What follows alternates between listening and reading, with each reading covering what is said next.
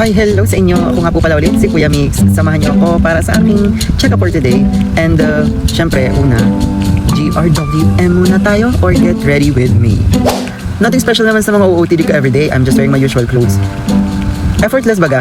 Effortless. Anyways, actually, buhok ko lang naman yung matagal ayusin kasi sa mukha ko naman wala nang magiging remedyo pa. Well, ang pag-ayos ko lang naman ng buhok ay gumagamit lang naman ako ng baby oil and yung aking hairspray is from sa mga taong mga nakakasalubong ko na ang hilig bumati sa ulo. My God, please huwag nyo naman guluhin ng buhok ko kasi ang hirap-hirap niyang ayusin. Charot lang, hindi naman yan tumitigas kaya kahit daliri ko naaayos ko naman yung buhok ko.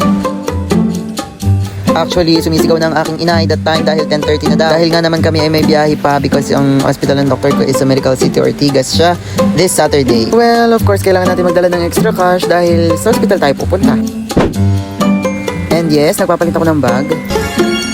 Wala namang specific type of bag. Kung ano lang yung tingin ko na bagay sa outfit ko and tingin ko naman nagbagay, nagswak naman sa outfit natin yung bag na nagamit ko. And I'm just using the hand/crossbody bag ng Alo. Yun nga pala sa mga nagtatanong bakit daw iba-iba ang bag ko, bakit daw ang dami kong bag.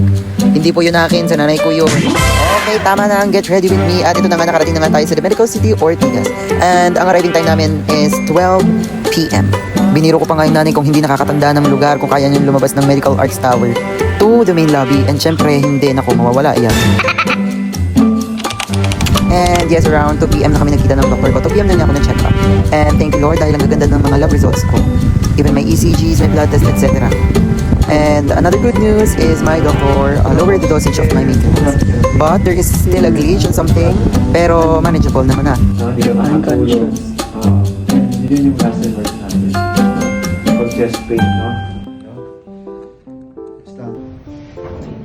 And yes, tapos na ang aking check-up. Ang next nga palang pinuntahan namin is sa Shangri-La dahil pareho pa kaming walang breakfast and lunch.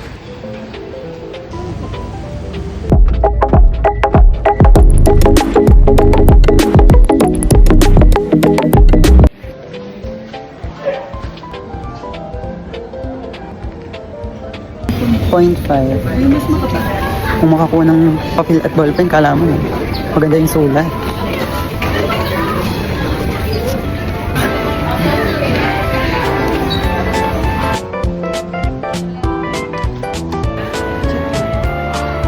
And ayun, finally, naisipan na rin kung anong kakainin namin, which is nagrami na lang kami bago umuwi.